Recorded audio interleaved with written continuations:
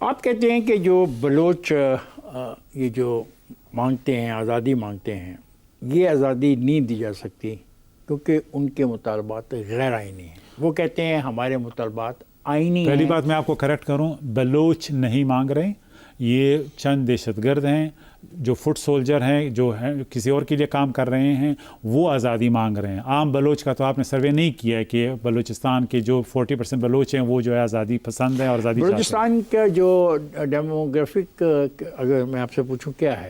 بلوچستان میں 60% نان بلوچ ہے، جس میں پشتون، ہزارہ، پنجابی، سندھی کمیونٹی کے لوگ ہیں۔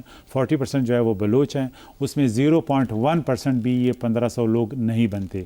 چند خاندان ہیں، 1 درجن کے قریب جو سردار ہیں، جو چوتھی نسل ہے ان کا، جو پاکستان کی ریاست کے وسائل کھا رہے ہیں۔ سردار تو اس میں شامل نہیں، سردار تو مارنگ کے ساتھ تو شامل نہیں، وہ سپورٹ کر رہے ہیں، وہ ان کو دعائیں دے رہے ہیں، ان کو بلیس کر رہے ہیں کہ یہ جوان آزادی کے لیے لڑ رہے ہیں، وہ اسی کو سسٹم کا حصہ ہے۔ ایک نے کوشش کی، ابھی پچھلے دنوں وہ انہوں نے ہڑتال کی اور بیٹھے، پھر وہ چلے گئے اٹھ کے۔ نہیں، یہ ان کا اپنا بھائی جو ہے وہ ایک ملیٹنٹ لیڈر رہا ہے۔ یہ جو بالاچ کسی کا بھائی اگر ملیٹنٹ لیڈر رہا ہے تو اس کو قابو کرنا کس کی ذمہ داری ہے؟ اب یہ پھر ایک اور ڈیبیٹ شروع ہو جائے گی۔ دیکھیے وہ لندن میں بیٹھا ہے، اب لندن میں بہت سے لوگ ہیں جو دبئی میں بیٹھے ہیں، لندن میں بیٹھے ہیں، امریکہ میں بیٹھے ہیں۔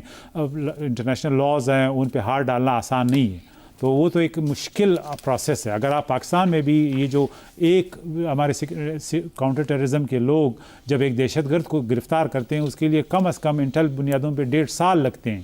یہ کوئی آسان کام نہیں ہے، بیانڈ بارڈرز جاتے ہیں، پیرافریز جاتے ہیں، تو یہ ایک انتہائی پین سٹیکنگ کام ہے۔ تو کیا آپ یہ مارنگ بلوچ کو جو اس کی جو جدوجہد ہے اس کو سمجھتے ہو کامیابی کے؟ وہ جدوجہد نہیں ہے، وہ بغاوت میں ہیلپ کر رہی ہے، اس میں انوالو ہے۔ یہ سیریس ایلیگیشن ہے کسی بھی اسٹیٹ کے لیے۔ یہ دہشت گردی اور پیسفل ایکٹیویزم میں ہمیں فرق کرنا چاہیے۔